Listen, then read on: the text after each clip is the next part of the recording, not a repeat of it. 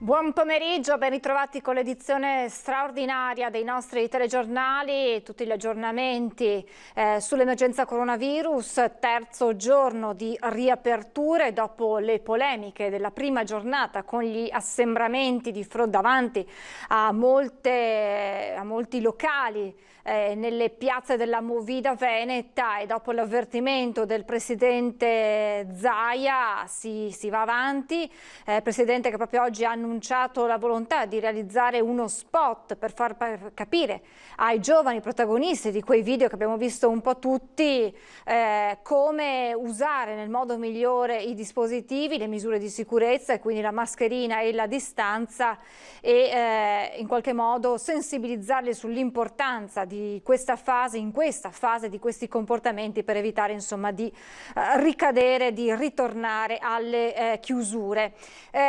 Si riparte, anche il turismo aspetta di ripartire, c'è grande fermento, grande attesa tra gli operatori del settore per rimettere in moto la macchina e recuperare quanto perso in questi mesi di lockdown. Abbiamo proprio in collegamento Skype l'assessore regionale al turismo Federico Caner. Buonasera assessore. Sì, buonasera a lei e a tutti i telespettatori. Grazie per essere qui, assessore. Allora, proprio oggi il presidente di Unioncamere Veneto, Mario Pozza, ha spiegato di come stiate lavorando, Camere di Commercio e lei, il suo assessorato in particolare, proprio per il rilancio all'estero del turismo veneto, per farlo ripartire al più presto. Sì, assolutamente, stiamo facendo un lavoro, diciamo, a più mani.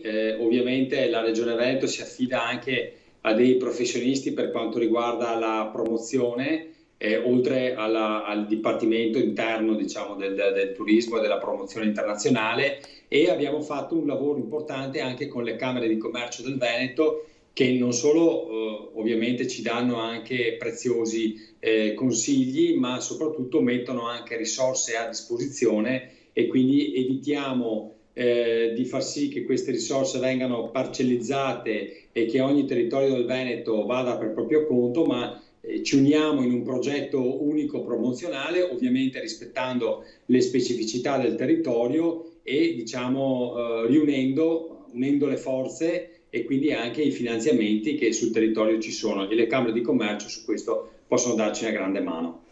Un turismo quest'anno che sarà ancora di più di prossimità, quindi la volontà è quella anche di fare una promozione all'interno del Veneto per il turismo in Veneto, quindi sensibilizzare proprio i veneti a rimanere e godersi le bellezze che abbiamo a due passi da casa. Sicuramente punteremo molto sul mercato interno, però non solo sul mercato interno. Noi abbiamo ancora la speranza, una speranza che è confortata anche dai dati, di poter velocemente aprire anche a quei mercati a noi vicini e importanti, come è il mercato tedesco, austriaco, dell'Est Europa, che sono nostri clienti affezionati, e che, guardi, su 70 milioni di presenze che normalmente il Veneto fa nelle annate, diciamo, normali, 50 milioni sono di turisti stranieri. Di questi 50 milioni ben il 66%, quindi oltre la metà, sono tedeschi. Ecco, quindi per noi è un mercato importante, di prossimità, che viene da noi utilizzando l'automobile, e noi contiamo non solo di riaprire le frontiere, come lei ben sa, il 3 di giugno, ma che anche questi paesi stranieri lo facciano entro metà giugno, in maniera da poter accogliere in sicurezza questi turisti. È fondamentale il lavoro del governo in tal senso, per riaprire quei corridoi con quelle nazioni che lei nominava, di fronte invece ad altri corridoi che sono stati aperti e che in qualche modo, diciamo così, mettono in secondo piano, penalizzano l'Italia in generale.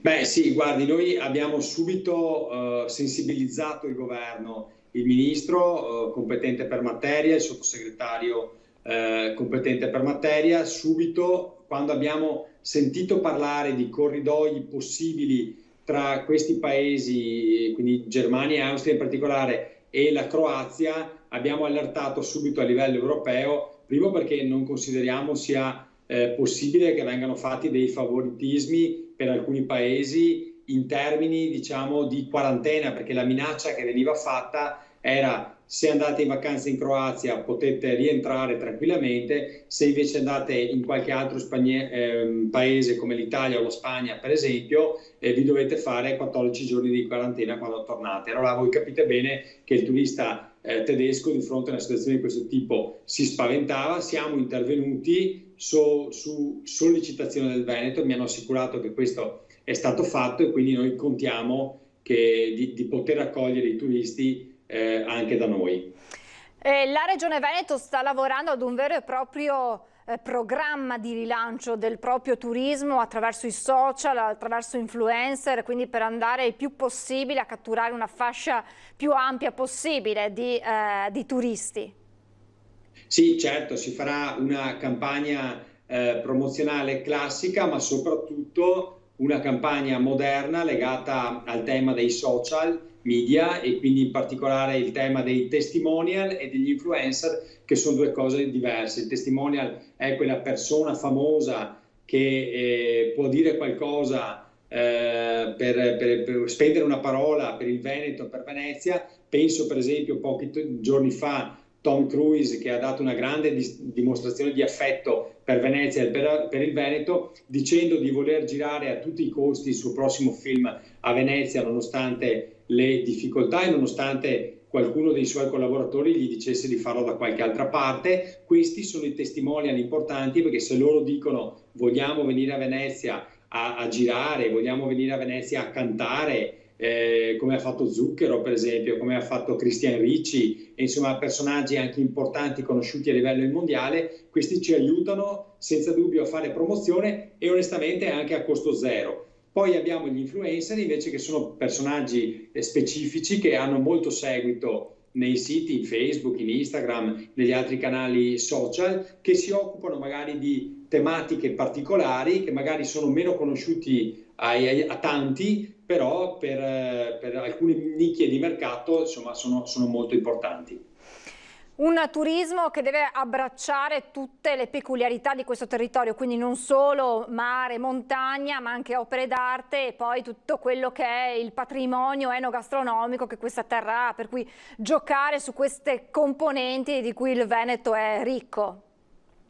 Assolutamente sì, noi dobbiamo puntare anche, se vogliamo, anche a continuare in una veste nuova quel lavoro che avevamo cominciato pre-Covid-19, che è il tema del turismo slow, quindi lento, green, verde sul territorio, quindi quel turismo anche all'aria aperta che ora diventa ancora di più di moda anche di fronte a questa emergenza, perché oggi il cittadino e il turista nazionale e internazionale vuole andare in un posto dove non si senta chiuso, dove rischia meno, no? Anche se è una questione magari più psicologica che altro, però è importante fargli vivere un'esperienza di questo tipo a contatto con la natura, quindi anche a contatto dei prodotti della natura, quindi l'enogastronomia nostra tipica è molto importante da questo punto di vista, quindi ricominceremo da questo, lavorando però sempre con un occhio anche all'attenzione, alla sicurezza, che sicuramente è un tema che cambierà molto sotto l'aspetto turistico.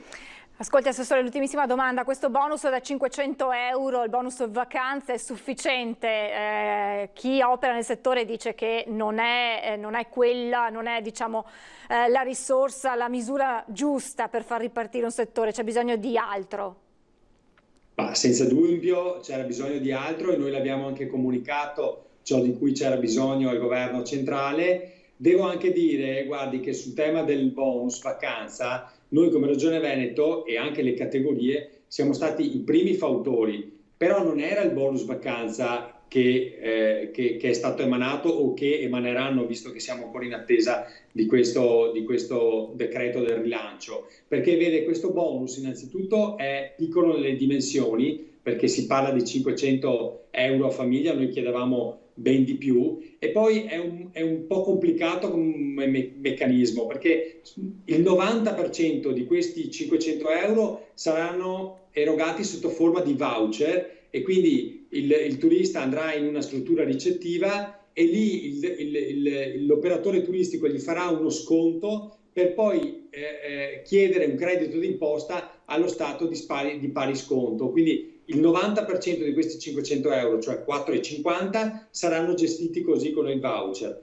Il 10% rimanente, cioè 50 euro su 500, invece verranno detratte dalla dichiarazione dei redditi. Ecco, lei capisce che un sistema di questo tipo innanzitutto è un po' confusionario perché è spezzettato, e poi fa sì che l'operatore, cioè chi gestisce una struttura ricettiva turistica, fa da banca di fatti per conto dello Stato, perché deve anticipare dei soldi e poi forse nell'anno successivo tornerà a casa di questo benedetto voucher. In un momento di difficoltà dove gli operatori chiedono liquidità, fare un voucher di questo tipo a noi sembra veramente cervellottico, e non so come sia venuta in mente una cosa del genere.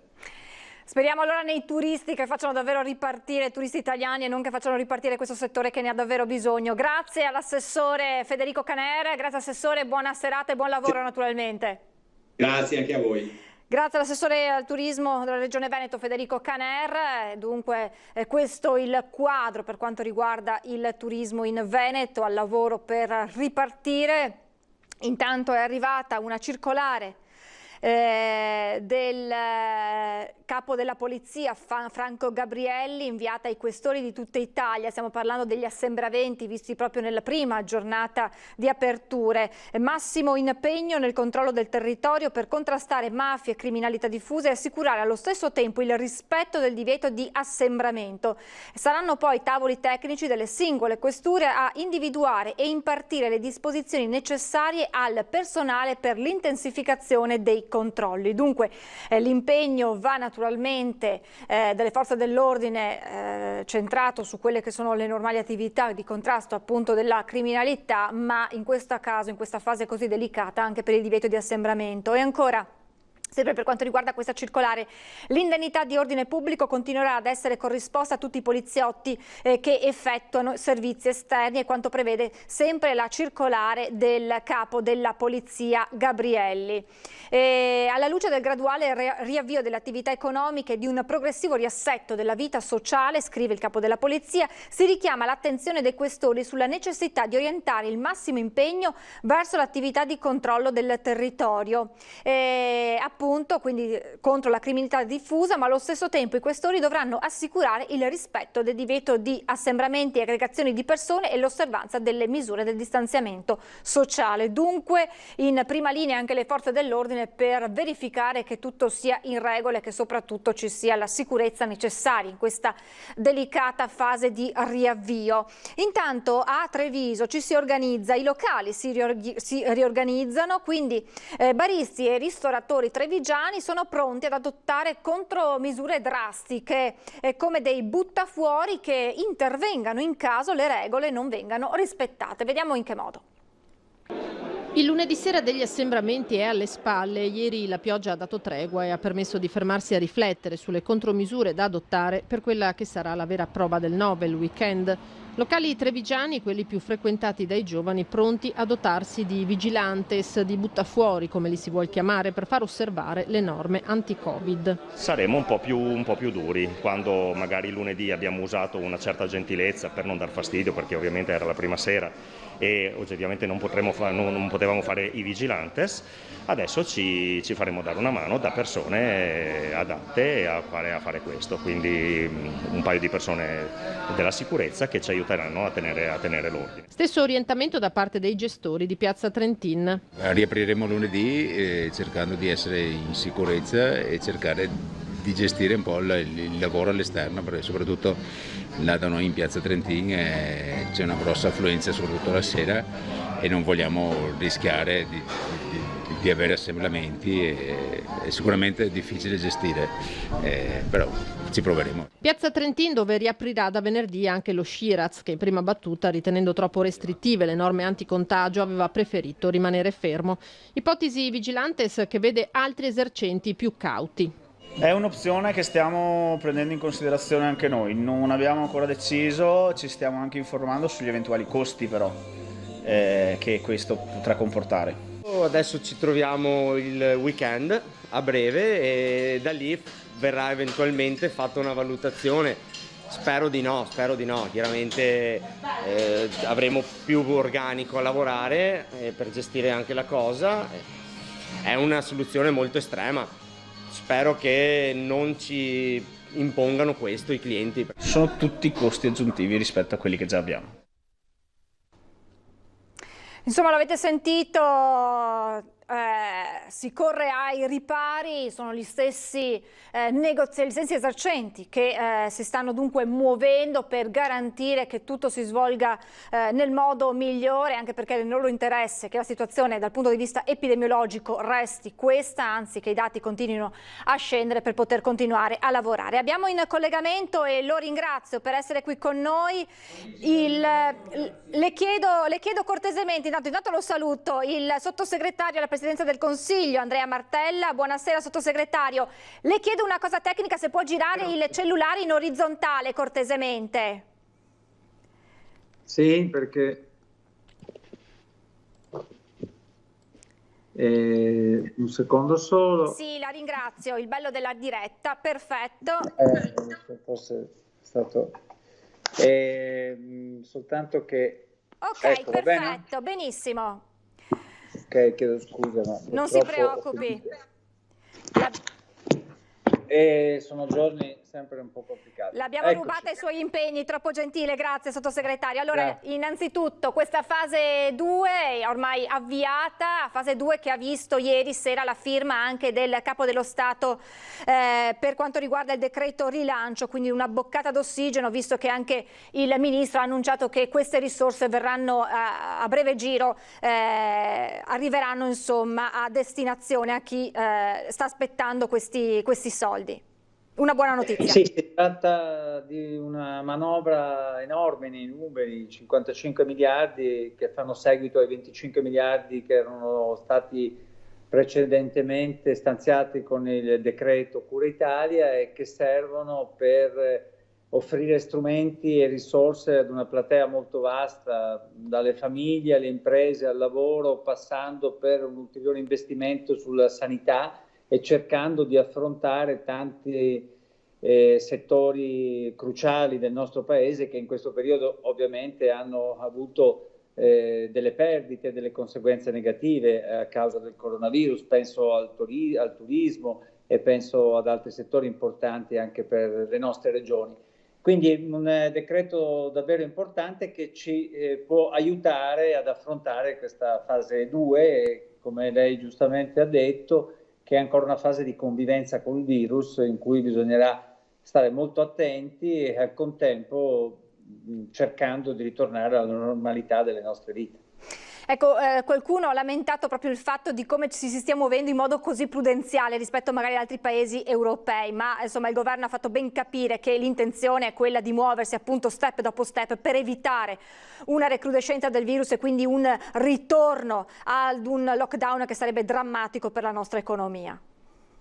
Sì, e mi pare anche che le misure che ha adottato il governo di contenimento del virus e della sua diffusione nelle precedenti settimane, nonostante ci siano costate caro dal punto di vista della restrizione delle libertà, abbiano dato degli effetti, perché si vede come il distanziamento è la misura più certa rispetto alla diffusione di questo virus, di cui si iniziano a conoscere delle cose, ma che non è ancora così precisamente conosciuto. Devo dire che pare che tutti quanti stiano dicendo, anche oggi ho visto Zaia dice che bisogna essere molto prudenti, che e questo stride un po' con il fatto che magari fino a qualche giorno fa si diceva bisogna aprire tutto, quindi c'è un equilibrio da mantenere. L'equilibrio è quello che è stato trovato nel rapporto tra il governo e le regioni nella scorsa settimana, sulla base quindi di un decreto, sulla base di ordinanze che poi sono state fatte dalle regioni, che però devono garantire le aperture e al contempo il rispetto, diciamo così, dei parametri che riguardano la curva del contagio. E se dovessimo vedere che qualcosa muta in negativo, e speriamo di no, e tutti quanti faremo il possibile perché ciò non avvenga, è chiaro che dovremmo restringere questi livelli. Quindi c'è un problema anche di comportamenti corretti e c'è un problema ancora di essere molto, molto cauti.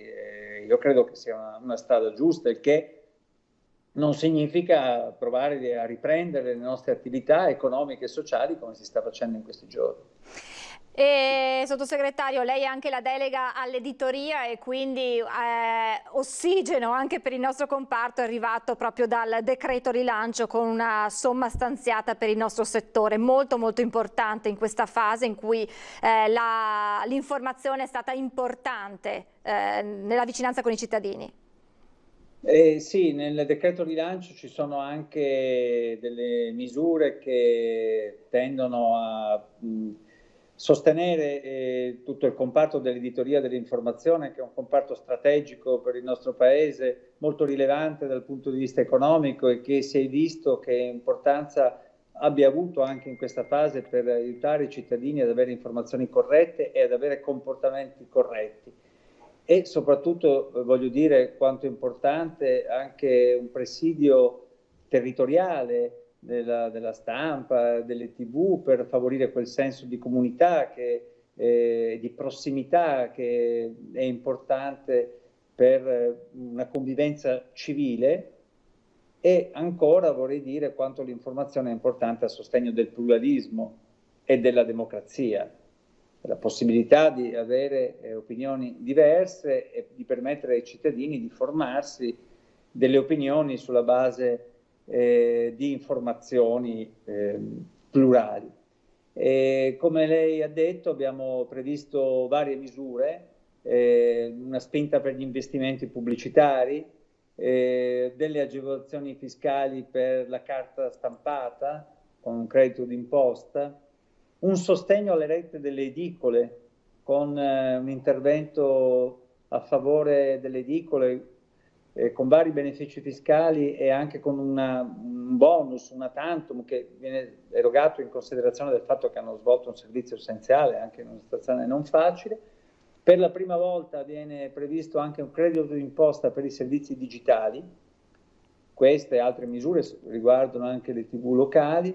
Abbiamo visto quanto il digitale sia diventato importante, già lo era e ancora di più lo sia diventato in questo periodo, e quante persone si siano avvicinate. Abbiamo ritenuto opportuno favorire questa trasformazione anche attraverso un credito d'imposta a favore di server, a favore di hosting, di banda larga, per tutte le testate edite in formato digitale. In più ci sono anche altre misure a favore dei giornalisti, anche i giornalisti freelance o senza contratto sono entrati nel bonus.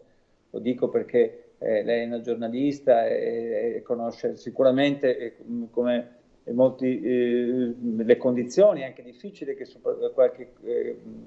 alcuni giornalisti devono vivere.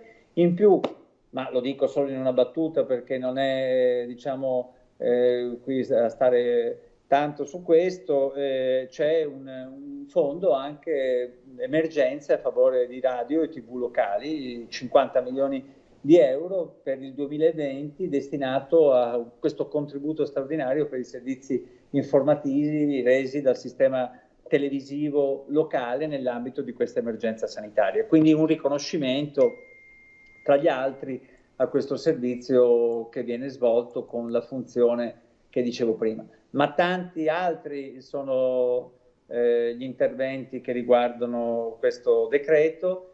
Mi lasci dire che ciò a cui stiamo lavorando, oltre alle misure che ho detto per le famiglie, per il lavoro, la cassa integrazione, per il turismo, per non far pagare l'IRAP o l'IMU, le stiamo adottando cercando di farle concretamente ricadere nella vita dei cittadini e delle imprese con soldi in tasca in tempi rapidi. Per questo stiamo studiando anche un meccanismo di semplificazioni che renda tutto più agevole, perché qualcuno giustamente dice sì, ci sono le somme, ma sono state stanziate, ma devono arrivare ai cittadini per aiutarli. Ecco, questo è il lavoro che noi stiamo facendo in questo periodo e che sicuramente continuerà con molte difficoltà, come è chiaro, ma con uno sforzo molto grande anche a livello europeo. Ecco, semplificazioni probabilmente è la parola chiave, visto che anche oggi abbiamo sentito in un incontro delle Camere di Commercio la preoccupazione della burocrazia che possa in qualche modo ostacolare l'arrivo di queste risorse, quindi le semplificazioni sono fondamentali in questo momento delicato. Assolutamente sì, si tratta di definire un sistema che sia meno ingessato. Un sistema che possa diciamo, rimuovere ostacoli di carattere burocratico e che sia finalizzato a rendere più semplice la vita dei cittadini e delle imprese. Da qui a pochi giorni ci sarà proprio questo decreto semplificazioni che servirà proprio a praticare questa strada, ma già nel decreto rilancio approvato e pubblicato nella Gazzetta Ufficiale molte procedure vengono semplificate proprio per una ricaduta positiva e concreta in termini veloci di queste scelte nella vita dei cittadini. Un grande lavoro, vorrei dirlo, a proposito della domanda che facevamo all'inizio relativa alla fase di convivenza, lo continuiamo a fare sulla sanità e sulla protezione civile, stanziando 5 miliardi e quelli già stanziati, per fare in modo di essere pronti a qualsiasi evenienza e per non essere impreparati, quindi assunzioni, investimenti in assistenza sanitaria, 4.000 posti in più in terapia intensiva. Tutti ci siamo resi conto di quanto sia importante il sistema sanitario pubblico e va sostenuto con delle scelte precise. La stessa Regione Veneto ha avuto fin da subito 114 milioni di aiuti per questa emergenza e ne avrà ancora, perché il nostro sistema noi ci auguriamo che questo non serva, ma comunque il sistema territoriale, le strutture anti-Covid, i presidi in tutte le nostre regioni dovranno esserci e queste vanno potenziate. Una fase 2 che riparte di ripresa, di riaperture. Che cosa vi spaventa di più in questa fase? Che i cittadini non siano responsabili, che ci possa essere quindi una recrudescenza dell'emergenza, sottosegretario? Ma io ho visto da parte dei cittadini, per la verità, una grande responsabilità in questo periodo. E naturalmente tutto dipende da quello che sarà l'andamento della curva epidemiologica in questa fase. Naturalmente un elemento imprescindibile è quello della responsabilità di ciascuno. Bisogna evitare assembramenti, bisogna evitare comportamenti irresponsabili. Non è il tempo della movida, non è il tempo in cui ci possano essere incontri, feste. Su questo bisogna essere molto, molto attenti e naturalmente dobbiamo puntare a tutto questo fino a quando non ci sarà una cura efficace e soprattutto fino a quando non ci sarà un vaccino. È un cambiamento, perché questa pandemia ha già cambiato la nostra vita, in parte la sta ancora cambiando e si tratta di... io non credo che dobbiamo essere spaventati, dobbiamo avere fiducia e dobbiamo infondere questa fiducia, continuare a fare un lavoro molto determinato che guarda in faccia la realtà e che quindi non si crea illusioni, ma si basa su dati reali, oggettivi, e su questo tende a lavorare. Grazie davvero, grazie ad Andrea Martella, sottosegretario alla Presidenza del Consiglio. Grazie davvero, buon lavoro e a risentirci a presto. Grazie davvero, sottosegretario. Grazie a voi. Arrivederci, grazie. Dunque si comincia, ci si guarda al futuro e sperando appunto che quei comportamenti che abbiamo visto non causino un ritorno indietro. Anche il ministro per gli affari regionali Francesco Boccia interviene su questi assembramenti e dice: rischiano di mandare in fumo tutti gli sforzi fatti dagli italiani in queste settimane. Il governo sta seguendo la situazione nei territori con estrema attenzione ed è pronto ad intervenire se si dovessero verificare situazioni preoccupanti. Dunque tutti a tenere sotto osservazione quello che accadrà nei prossimi giorni e il comportamento dei cittadini. Adesso ci fermiamo per qualche istante di pubblicità, ma poi torniamo e torneremo anche a parlare del rilancio del turismo con il sindaco di Jesolo, tra pochissimo.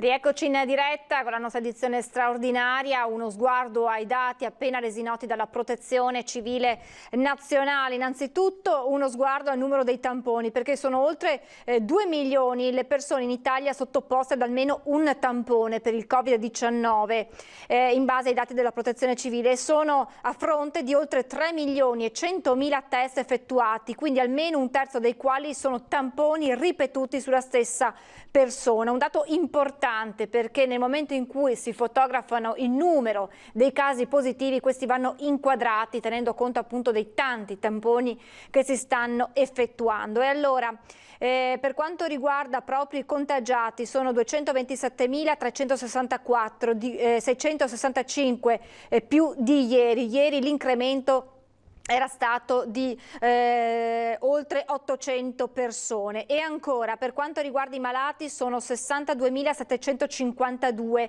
2.377 in meno di ieri. Calano anche le terapie intensive, attualmente sono 675 i posti occupati nelle terapie intensive italiane, quindi meno 40 pazienti. Aumentano i guariti, che sono 2.881 più di ieri, quindi dati che sono incoraggianti. Abbiamo detto sale il numero dei positivi, ma questo va inquadrato appunto in un'ottica di tamponi. 665 l'incremento di oggi, e ieri era di 813, quindi in calo rispetto a ieri. E sentinelle in qualche modo in questa fase così delicata le farmacie che sono pronte a captare un eventuale accentuarsi del virus, ma anche che forniscono altri servizi ai cittadini. Farmacie, anche per loro nel territorio dell'Usla Otto-Berica scatta la fase 2. In piena pandemia, quando gli ospedali erano off limits e i medici di base raggiungibili solo via telefono, le farmacie sono diventate un punto di riferimento per il cittadino, un ruolo importante che oggi nella seconda fase in vista dell'autunno viene riconfermato. Di essere sentinelle sul territorio, visto l'accesso libero e facile per qualsiasi utente alle farmacie, è chiaro che i farmacisti potrebbero essere in grado di individuare alcune situazioni di potenziale rischio di contagio. Contagio che non ha risparmiato i farmacisti, tanto che l'Usla 8 ha effettuato 796 test sierologici e tamponi in 146 farmacie e parafarmacie, alla fine tutti negativi. Farmacie diventate una sorta di front office della sanità, con la possibilità di scaricare referti, prenotare visite ed esami con Farmacoop, ed oggi si aggiunge un servizio in più. Ci siamo proposti di distribuire anche quei farmaci che attualmente vengono distribuiti in ospedale. Evidentemente il fatto di poterli distribuire in farmacia vicino al cittadino e in tutta sicurezza. Obiettivo: arrivare all'ospedale solo e se necessario, da qui la fitta rete di servizi sul territorio. La fine del lockdown però ha riportato a partire da lunedì ad un assalto ai centrini del CUP del San Bortolo per prenotare visite ed esami. Il rischio di un allungamento dei tempi è quanto mai prevedibile.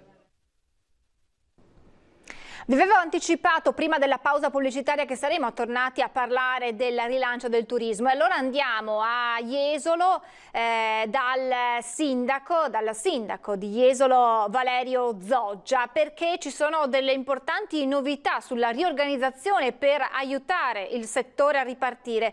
Sindaco, buonasera e ben ritrovato. Buonasera a voi e a tutti i vostri telespettatori. Allora, la Giunta Comunale di Jesolo ha approvato un pacchetto di misure che hanno l'obiettivo di rilanciare e di aiutare tutti gli operatori del settore. Da una giornata sono particolarmente soddisfatto. Adesso vi parlo di queste misure, perché proprio pochi minuti fa che abbiamo aperto l'ufficio informazioni, lo IAT del nostro comune, mi dicono che sono arrivati oggi centinaia di domande di persone, ovviamente per adesso del nostro Veneto, che chiedono stanze, alberghi, hotel, se si può andare in spiaggia, se si può fare il bagno, tutte queste cose. Quindi vuol dire che l'appeal di Jesolo continua. Questo mi fa molto piacere. Allora, le misure, diciamo la difficoltà è evidente, è palese, e quindi stiamo facendo delle misure per aiutare gli imprenditori, quindi per favorire il turismo della nostra località. La prima cosa che abbiamo pensato di fare è di sospendere il pagamento della tassa di soggiorno, certamente che partiva da maggio, ma maggio non c'era ovviamente nessuno, in questi giorni sono i primi turisti, maggio e totalmente anche giugno, quindi fino a 30 giugno si paga l'imposta di soggiorno. E non faremo pagare ai nostri commercianti, ma anche pubblici esercizi che utilizzano degli spazi pubblici, la cosiddetta cosa, perché è una tassa comunale. Inoltre, per favorire la distanza degli spazi posti alle norme, daremo la possibilità durante la ZTL, quindi alla sera, che per chi vuole ovviamente, ma mi sembra che stiano accogliendo quasi tutte le nostre proposte, di uscire con delle terrazze sull'isola pedonale. Quindi la allestiscono alla sera, poi la tirano via durante la notte quando chiudono, e quindi avranno degli spazi maggiori per poter accontentare i clienti, per poter fare le piccole attività che abbiamo noi, soprattutto nella via principale, in via Baffile, che sono piccoli esercizi, con le misure che ci sono, non riescono a contenere più di tanti clienti, quindi diamo questa possibilità. Ultima cosa che abbiamo deciso per ora è di dare la possibilità anche alle discoteche di lavorare, perché le discoteche il ballo non è consentito, quindi sospendiamo provvisoriamente l'attività di pubblico spettacolo, cioè di ballo, e quindi daremo la possibilità a queste discoteche, che hanno tra l'altro quasi tutte spazi ampi all'interno, ma anche terrazze all'esterno, giardini, eccetera, di usufruire per farne le somministrazioni di alimenti e bevande, quindi dei ristoranti con musica, con DJ, però non potranno ovviamente ballare. Queste sono le 3 cose che abbiamo deciso in giunta, ma credo che in prossime settimane ne aggiungeremo altre. Diciamo che quest'ultimo aspetto è quello più significativo, nel senso che si dà l'opportunità di rivedere quella che è l'attività e quindi insomma di cambiare un attimo indirizzo per le discoteche e trasformarsi in ristoranti. Fondamentale, importante per un settore che insomma sta risentendo pesantemente delle chiusure e che non vede ancora una data certa per la riapertura. Sì, diciamo che 2 sono le motivazioni principali. La prima, dare l'opportunità a questi imprenditori, ovviamente che sono i più danneggiati, visto che non possono aprire, di iniziare a lavorare e ovviamente di recuperare qualcosa. E la seconda, di non perdere i nostri ragazzi, i nostri giovani, perché Jesolo è per antonomasia la località turistica per famiglie, ma tantissimi giovani, per giovani. E quindi invitiamo i nostri giovani a provare questo nuovo tipo di divertimento, di socializzazione che hanno tra di loro, e quindi troveranno ancora una Jesolo preparata ad accoglierli con grande piacere. Quindi le piste da ballo diventeranno ospiteranno i tavoli dei ristoranti? Sì, non solo le piste da ballo, ma anche i giardini fuori, le terrazze, eccetera. Quindi abbiamo dei locali che hanno dei grandissimi spazi, quindi c'è la possibilità di tenere addirittura ulteriore distanza rispetto a quella che è prevista, dei metri che sono previsti dal protocollo sanitario, e quindi vogliamo riconquistare anche quest'estate tutti i nostri ragazzi, i nostri giovani. Ecco, chi ci lavora proprio tecnicamente, chi si occuperà poi di questi ristoranti? Cioè sono già ristoranti che si trovano sul territorio che magari avranno la possibilità di allargarsi un po' a distanza, oppure proprio chi gestiva la discoteca che si reinventa?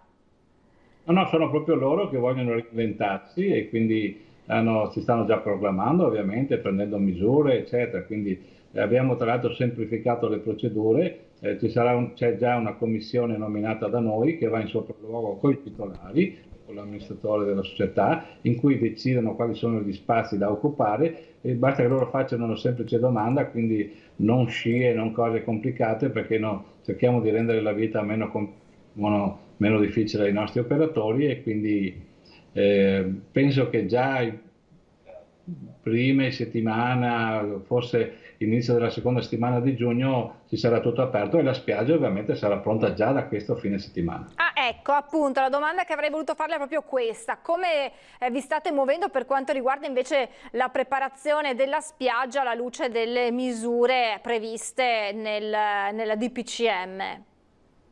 Diciamo, la spiaggia, siccome ogni posto ombrellone dovrà avere almeno 10 metri quadri, ci saranno meno posti. però diciamo, noi stanno già provvedendo i concessionari ad attrezzarle.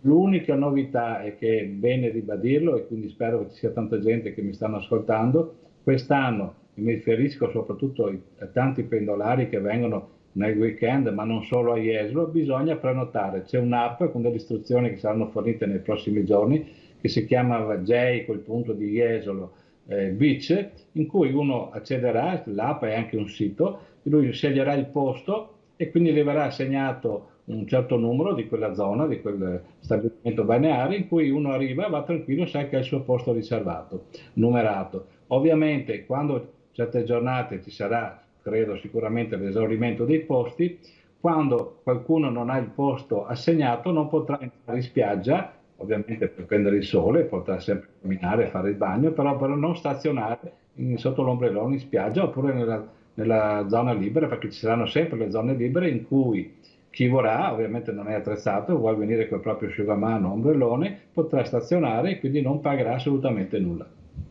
Ci sarà qualcuno, immagino, che controllerà negli accessi che ci sia la prenotazione?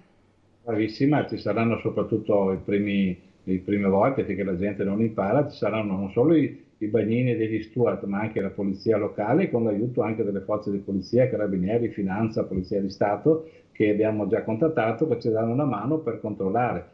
Questo non vuol dire, se uno vuole fare una passeggiata lungo mare o sulla passeggiata famosa, che non può entrare in spiaggia. Può entrare, ripeto, ma non stazionare, perché c'è l'obbligo di rispettare le distanze che ci sono i famosi 10 metri quadri per ogni posto ombrellone. Riapriranno anche i chioschi? I chioschi sicuramente qualcuno ha già aperto, anche per i chioschi li stiamo aiutando, perché ovviamente hanno degli spazi piccoli all'esterno e la gente non può avvicinarsi più di tanto al chiosco, al banco bar, perché devono tenere comunque le distanze. Non ci saranno più quegli affollamenti. Quindi stiamo ampliando la spiaggia di dare a loro per poter accogliere le persone, quindi stiamo dando una mano anche ai chioschi. Lei ha detto che già da questo fine settimana è attiva la spiaggia di Jesolo, è aperta, quindi si può già accedere? E non tutta, però la stanno attrezzando, diciamo che un paio di settimane ce l'ha completa, perché diciamo il via libera l'abbiamo avuto lunedì, quindi sono solo 3 giorni, però ci saranno dei tratti già pronti, quindi potranno già essere ospitati. Non c'è ancora il salvataggio, quindi sarà per chi fa il bagno, però si può prendere il sole, si può fare la passeggiata e chi vuole anche fare il bagno. Ma sarà già necessario prenotare? Non ancora? No, ancora no, perché non c'è ancora l'afflusso che arriverà appena adesso, può venire solo bene, e quindi saremo comunque pronti il 3 giugno, potranno, spero anche grazie. Stranieri, scusa. Certo, assolutamente. E quindi è pronta la spiaggia di Jesolo ad ospitare i turisti, intanto i veneti, e poi dal 3 giugno, se tutto andrà bene con la riapertura delle frontiere, anche i turisti esteri. Grazie al sindaco di Jesolo, Valerio Zoggia, grazie sindaco, naturalmente buon lavoro, a presto. Grazie, vi aspettiamo per abbracciarvi tutti. Grazie. Assolutamente, grazie al sindaco di Jesolo, Valerio Zoggia. Dunque, importanti novità per quanto riguarda questa località, con questa davvero importante novità che riguarda le discoteche che verranno trasformate, almeno fino a quando non avranno il via libera per riaprire, in ristoranti, e poi la spiaggia che è pronta a ricevere, intanto senza prenotazione, e poi più avanti quando si entrerà nel vivo della stagione con prenotazione, quindi solo su prenotazione grazie a questa app di cui ha parlato il sindaco. Siamo in chiusura, adesso ci sarà la pubblicità e poi puntuale 18:30 con le edizioni serali dei nostri telegiornali, a partire con le notizie dal Veneto. Grazie per averci seguito, arrivederci.